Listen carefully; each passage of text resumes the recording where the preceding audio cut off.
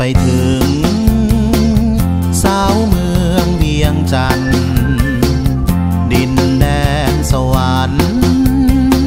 สาวคนงามข้างโขงอ้ายอยู่เมืองไทยนั้นมีใจเชื่อมโยงถึงอยู่คนละฝั่งโขงแต่หัวใจตรงกัน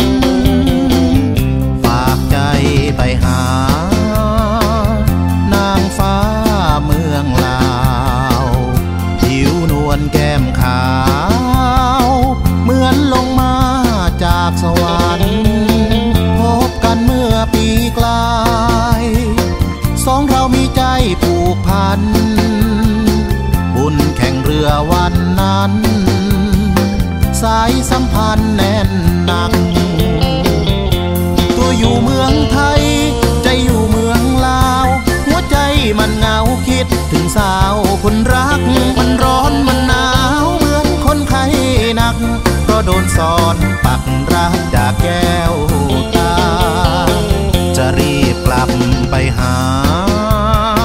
ขวัญตาที่เวียงจันทร์หอบเอาความฝันนั้นเพื่อไปปรึกษาเปิดทุกห้องดวงใจให้เธอเดินเข้ามาแล้วขอเธอวิวาพาเธอกลับมาอยู่เมืองไทย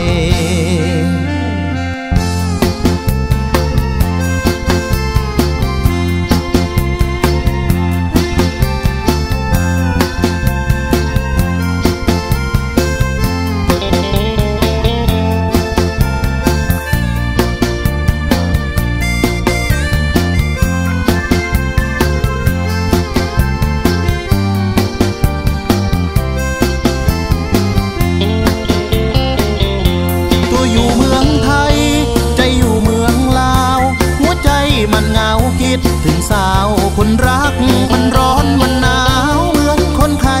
หนักเพราะโดนสอนปักรักจากแก้วตาจะรีบกลับไปหาขวัญตาที่เวียงจันทร์หอบเอาความฝันนั้นเพื่อไปปรึกษาเปิดทุกห้องดวงใจให้เธอเดินเข้ามาแล้วขอเธอวิวาพาเธอกลับมาอยู่เมืองไทยแล้วขอเธอวิวาพาเธอกลับมาอยู่เมื